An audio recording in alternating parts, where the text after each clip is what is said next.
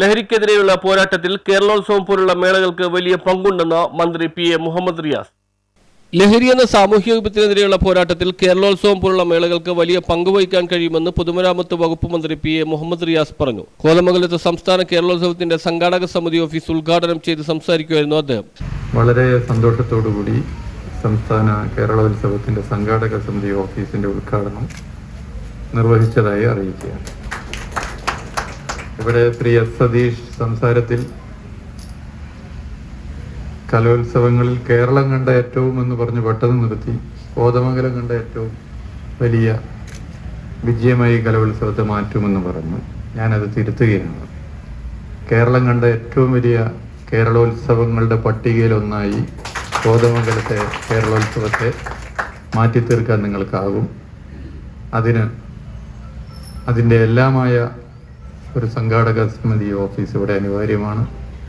ഞാൻ മനസ്സിലാക്കുന്നതിൻ്റെ സൗകര്യങ്ങൾ നല്ല നിലയിലുണ്ട്. ഇതിൻ്റെ പിറകിലും വലിയ മീറ്റിങ്ങുകൾ ചേരാനൊക്കെയുള്ള സൗകര്യങ്ങളുണ്ട്. എല്ലാ വർഷവും സംസ്ഥാന കേരളോത്സവം നടക്കുന്നതിൽ ഇത്തവണത്തെ ഒരു പ്രത്യേകത, നമ്മൾ ഒരു വിപത്തിനെതിരെയുള്ള വലിയ പ്രതിരോധത്തിലാണ്. ആ പ്രതിരോധം എല്ലാവരെയും യോജിപ്പിച്ചുള്ള പ്രതിരോധമാണ്. ലഹരി എന്ന അപകടകരമായ വിപത്തിനെതിരെയുള്ള പ്രതിരോധങ്ങളിൽ നമുക്ക് തീർച്ചയായും പ്രധാന പട്ടികയിൽപ്പെടുത്താവുന്നതാണ് ഇത്തരം കൂട്ടായ്മകൾ, ഇത്തരം കലോത്സവങ്ങൾ. യുവത്വത്തെ കലാ കായിക രംഗത്ത് വളരെ സജീവമാക്കുകയും ഒരു ആക്ടിവിറ്റിയുടെ ഭാഗമായി ഉണ്ടാകുന്ന സജീവത വെറുതെ ഇരിക്കുന്നവരിൽ പിടിപെടാവുന്ന അപകടകരമായ തെറ്റായ പ്രവണതകളിൽ നിന്നും മുക്തി നേടി മുന്നോട്ട് കൊണ്ടുവരുവാനുള്ള ഒരു പ്രതിരോധം കൂടിയാണ്. ആ നിലയിൽ കേരളത്തിലെ ഏറ്റവും വലിയ യുവജന കലാ കായിക കലോത്സവങ്ങളിൽ ഒന്നാണ് കേരളോത്സവം.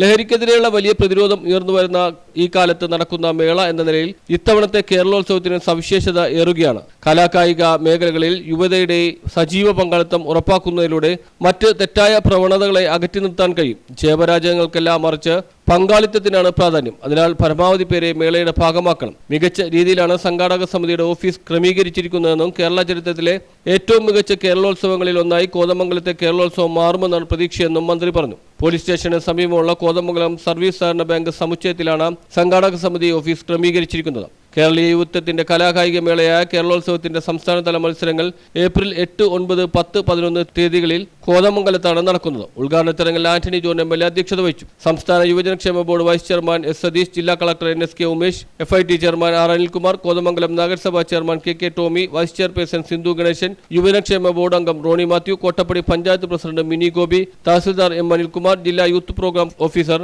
R പ്രജീഷ, ജില്ലാ യൂത്ത് കോർഡിനേറ്റർ AR രഞ്ജിത്ത് തുടങ്ങിയവർ പങ്കെടുത്തു. News bureau, Kothamangalam.